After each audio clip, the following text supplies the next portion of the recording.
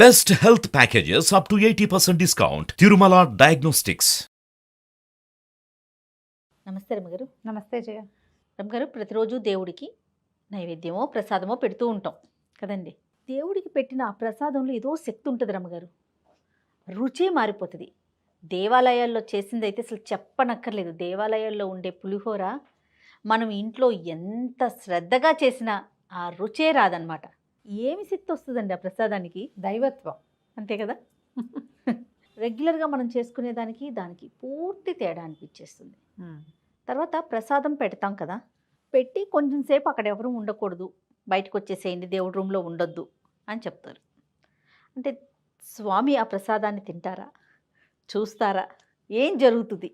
గుళ్ళో ప్రసాదం అంటే గుడిలో ఒక ప్రత్యేకమైన వాతావరణం ఉంటుంది. మన ఇంట్లో లాగా ఉండదు కదా. కదా, ఒక ప్రత్యేకమైన స్తోత్రాలు, శ్లోకాలు, మంత్రాలు, హారతులు, తులసిమాలలు, పుష్పమాలలు, తర్వాత ఒక ప్రత్యేకమైన చాంటింగ్. మనం ఏ ఇంట్లో ఏం చదివినా గుళ్ళో చదివినట్టుగా రాదు. అస్సలు గుళ్ళో చదివినట్టుగా ఉండదు. అక్కడ మోగే గంటలు, ఆ గుడి తాలూకు నిర్మాణం, దీనివల్ల అక్కడున్న ప్రసాదానికి దైవత్వం వచ్చేస్తుంది. పైగా గుళ్ళో ప్రసాదం ప్లేట్లో పెట్టుకుని తింటామా, మనం స్పూన్ వేసుకుని చేతిలో పెట్టుకుంటాం. అంతకుముందే మనం ఏం చేస్తాం, లోపలికి వెళ్ళి అంత ప్రదక్షిణాలు చేసి ఏదైనా శ్లోకమో స్తోత్రమో ఒక నామజపమో చేసుకుంటాం. పవిత్ర భావన అక్కడి నుంచి దర్శనం చేసుకుంటాం. మన కళ్ళు, మనసు, దృష్టి అంతా కూడా భగవంతుని ఒక తాదాత్మ్యత చెందుతాం ఆయనతోటి. ఒక అలౌకికమైన ఏమంటారంటే మన ఆధ్యాత్మిక భావనలోకి వెళ్తాం కదా. అప్పటిదాకా మన భావ సంచలనాలు, భావావేశాలు, భావోద్వేగాలు వేరు. దర్శనం చేసుకునేటప్పుడు మన మైండ్ సెట్ వేరేగా ఉంటుంది. తీర్థం తీసుకుంటాం, సెఠారి తీసుకుంటాం, తర్వాత కదా ప్రసాదం, హారతి అద్దుకుంటాం, ఏదో దక్షిణ ఇస్తాం. ఆ ప్రసాదం తీసుకోగానే ఈ మొత్తం క్రియలతోటి మన మైండ్ సెట్ ఎట్లా మారిపోయింది? పాజిటివ్గా అయిపోతుంది కదండి. పూర్తిగా ఒకలాంటి అంటే ఒకలాంటి శక్తి అని చెప్పలేము, ఏదో వచ్చేసింది మనకి, ఒక బలం వచ్చింది, ఒక ధైర్యం వచ్చింది. ఎన్ని ఆలోచనలు వస్తాయో ఆలయానికి కనుక వెళ్ళొస్తాయి. ఏమవుతుందంటే మన చుట్టూతా ఒక ఆరా ఉంటుంది కదా, ఇది దేవాలయపు ఆరాలోకి ప్రవేశిస్తాం మనం. ఇప్పుడు మనం మనుషులం, మనకే ఒక ఆరా ఉంటుంది. అవును, మన శరీరం నుంచి కొంత బయటకు ఉంటుంది. దేవాలయము కొలతలతోటి ప్రత్యేకంగా నిర్మించబడింది కదా. ఈ నిత్యం పూజ గీజ చేయటం వల్ల వాటికి ఏమవుతుంది, ఆరా పెద్దదైపోతుంది, చక్రం చాలా పెద్దదిగా ఉంటుంది. మనం ప్రదక్షిణ చేసి అందులోకి ఆ ఏమన్నా ప్రచండమైన పాజిటివ్ ఎనర్జీలోకి వెళ్ళిపోతాం మనం. అప్పుడు మన ఆర ఏమవుతుంది, పుల్ చేయబడుతుంది, లాగేస్తుంది బయటికి మన ఆరాని. మన లోపల ఉన్నటువంటి దైవిక శక్తి ఒకటి ఉంది కదా మన లోపల, అది ఉండటం వల్లే కదా మనం నడుస్తూ తిరుగుతున్నాము. ఈ దైవిక శక్తి ప్రజ్వలం ఎక్కువ అవుతుంది అనమాట, బాగా మండుతుంది. ఒక జ్యోతిలాగా ఉంటాడు భగవంతుడు మన లోపల. ఈ మెయిన్ సోర్స్ దగ్గరికి వెళ్ళేసరికి మన ఇన్నర్ సోర్స్ ఏదైతే ఉందో అది మెరవడం మొదలు పెడుతుంది. దానివల్ల మనకి గాల్లో తేలుతున్నట్టు, చాలా లైట్గా అయిపోయినట్టు, ప్రశాంతత వచ్చినట్టు, తేలికపడినట్టు, మనశ్శాంతిగా ఉన్నట్టు, పీస్ఫుల్గా ఉన్నట్టు, ఈ భావాలన్నీ కూడా కలుగుతాయి. ఏదైనా సమస్య ఉన్నా కూడా ఏమనిపిస్తుంది అంటే రమ్మగారు, ఓకే నేను గుడికి వచ్చాను కదా, అంతా ఆయనే చూసుకుంటాడు అని ఒక ధైర్యం వస్తుంది. ఏదో నామజపం చేసుకుంటాము. మనం నామజపం ఇంట్లో చేసుకునే దానికి దేవాలయంలో చేసిన దానికి తేడా ఉంది. గోశాలలో కూడా మీరు ఇదే పొందుతారు, ఇలాంటి భావన. తెలిసినా తెలియకపోయినా జయ, ఓకే బాగా తెలుసు అనుకో మన దాని. ఇప్పుడు నేను చెప్తున్నానా, మీరు ఇదేంటి అని ఫీల్ అయ్యి తెలుసుకోవడానికి ప్రయత్నం చేస్తే ఇంకా ఎక్కువ వస్తుంది. ఏమీ తెలియకపోయినా లైట్ ఫీల్ వస్తుంది. దీపం దగ్గరికి వెళ్ళగానే వెలుగు మన కంటికి కనపడ్డట్టు, లోపల వెలుగుకి తెలిసిపోతుంది మనం ఇక్కడికి వెళ్ళాము అని. నీ బుద్ధికి తెలియదు, నువ్వు అజ్ఞానివి అయినా సరే నీ ప్రశాంతత వస్తుంది, బాగుంది అనిపిస్తుంది. దానికి ఒక పేరు పెట్టలేవు నువ్వు, దీనివల్లే నీకు తెలియదు కరెక్ట్ అండి, కానీ జరిగిపోతుంది. ఈ ప్రసాదము నివేదన చేయబడుతుంది కదా, ఇన్ని భావావేశాలతో, ఇన్ని ఈ రకమైన పీస్ తోటి ఉన్నప్పుడు అది మన చేతిలోకి రాగానే దాని రుచి మన బ్రెయిన్కి అందుతుంది. అందులో ఉప్పు తక్కువైందా, కారం ఎక్కువైందా, సరిపోలేదా చింతపండు అలా అనిపించదు. ఒక తినక మళ్ళీ చేయి చేస్తారు. 99% పీపుల్ రెండోసారి ప్రసాదానికి చేయి చాచుతారు. లేదనుకో పక్క వాళ్ళు ఎవరైనా వదిలేస్తారేమో చూసి మన వాళ్ళు అయితే వాళ్ళ దాంట్లో ఇచ్చి తీసుకుంటారు, నువ్వు తినకపోతే నాకు ఇచ్చే. ఇది దేవాలయంలో పెట్టడం వల్ల ఇన్ని రకాల ఈక్వేషన్స్ కుదరటం వల్ల జరుగుతుంది. మనం ఇంట్లో కూడా పెట్టుకుంటాం. అయితే ఈ ప్రసాదం నివేదన పెట్టినప్పుడు నీకు ఎంతసేపు అదే డౌట్, ప్రసాదం దేవుడు తింటాడా అనేది చిన్న క్వశ్చన్, దాన్ని ఇంత పెద్ద చేసి అడుగుతున్నావు నువ్వు. ఎందుకంటే రమ్మగారు ఇంట్లో ఏదన్నా పండుగప్పుడు కానీ అలాంటప్పుడు ప్రసాదాలు పెట్టినప్పుడు మీరు ముందు బయటకు వచ్చేసేయండి, ముందు ఆ డోర్లు వేసేయండి అని అంటారు. అమ్మ ఎక్కువగా రెగ్యులర్గా వింటానమాట. కాసేపు అక్కడే ఉంచాలి అని. అంటే ఇప్పుడు ఏ మంత్రము పెద్దగా మంత్రాలు తంత్రాలు చేయని వాళ్ళు ఏం చేస్తారు, ప్రసాదం నివేదన చేశాక కాసేపు వదిలిపెట్టి అప్పుడు తెచ్చుకోవాలనుకుంటారు. స్వామి యొక్క దృష్టి దాని మీద పడుతుందని.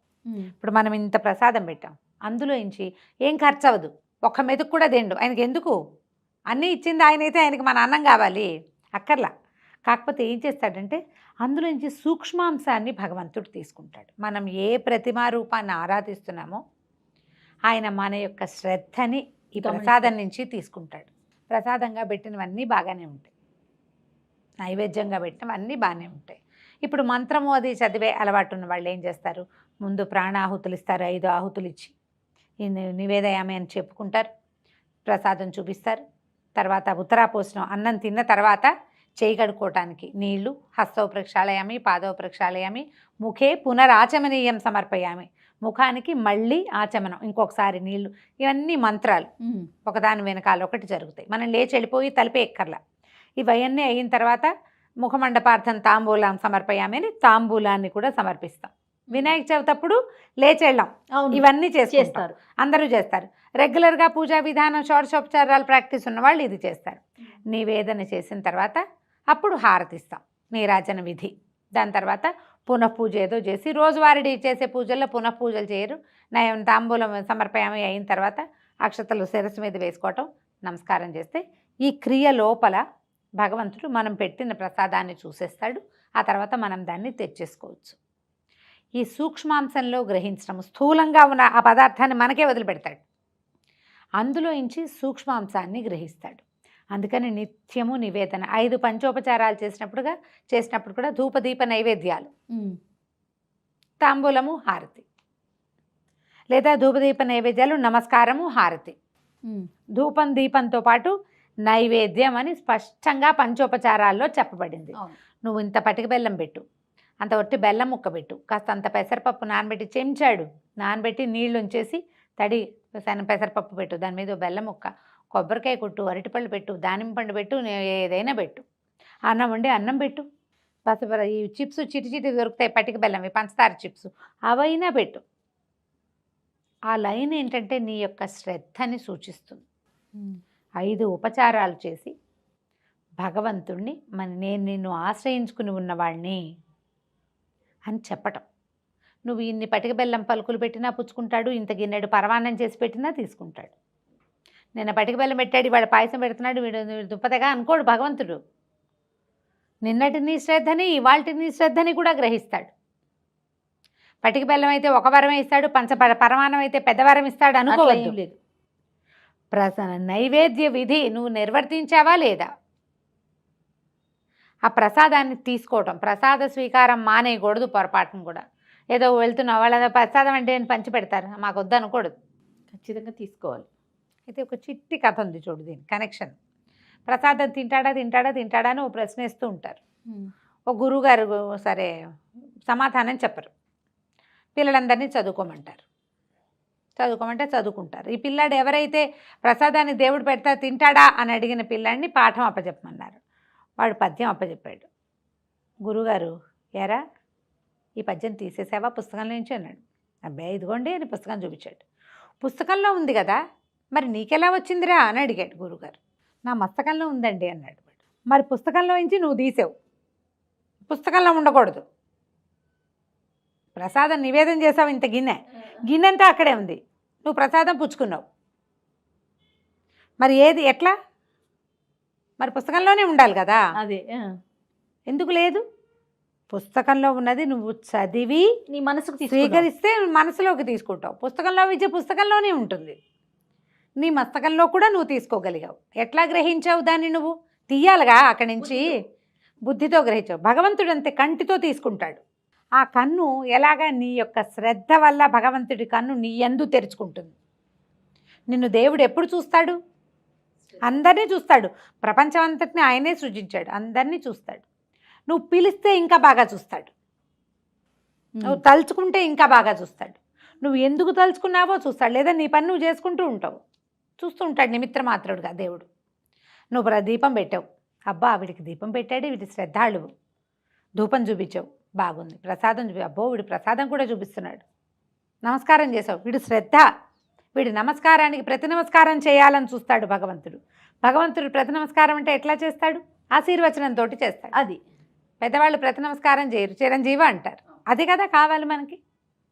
హారతి ఇస్తావు, హారతి వెలుగులో తెరుచుకున్న భగవంతుడి కన్ను నీ మీద సుప్రతిష్టంగా ఉంటుంది. ఆ ప్రసాదాన్ని స్వీకరిస్తావు, భగవంతుడు చూసిన దాన్ని నువ్వు తీసుకుంటావు. నీకు ఫలితం వస్తుంది ఎంతో కొంత, నీకు రావాల్సినంత, నీకు కావాల్సినంత కాకపోయినా రావాల్సింది వస్తుంది ఖచ్చితంగా. ఇలా ఆలోచించాలి. ఈయన తింటలేదు, ఇప్పుడు తిరుమలలో 16 ప్రసాదాలు ఏవో నివేదనలు చేస్తారు, అప్పాలు, జిలేబీలు, రకరకాలు కదా. అవును. మరి అవన్నీ బయటకు వస్తాయి. అసలు అక్కడ చేసినట్టుగా లడ్డు భూప్రపంచం మీద ఎక్కడైనా వస్తుందమ్మా ఆ రుచి? ఆ లడ్డు ఇంకో చోటికి ఏ దేవాలయంలో కూడా రాదు. ఏ దేవాలయపు లడ్డు స్పెషల్ అక్కడే, అంతే. ఆ స్పెషాలిటీ ప్రత్యేకత అదే. స్థానంలో ఉంది, అది పరిసరాల్లో ఉంది. దాని ప్రభావం ఈ వస్తువు మీదకి, తయారు చేయబడిన వస్తువు మీదకి వెళ్తుంది, వస్తుంది ఎంతో కొంత. ఆ రావటమే మనం దైవత్వం మనని చేరిన భావన వస్తుంది. ఇది ఎంత దైవత్వం లేకపోతే ప్రసాదం ఇస్తే ఇవాళ తలస్నానం చేయలేదని మానేస్తారు, డబ్బాలో పెట్టివ్వండి, రేపొద్దున తలస్నానం, ఇవాళ నాన్ వెజ్ తిన్నా, ముట్టుకున్నా, మైలబడ్డాను, తలస్నానం చేయలేదు. తిరుపతి ప్రసాదం తలస్నానం చేసుకుని తినాలనే జాతిలో ఉన్నాం మనం. అవును. ప్రసాదానికి అంత గౌరవం ఉంది.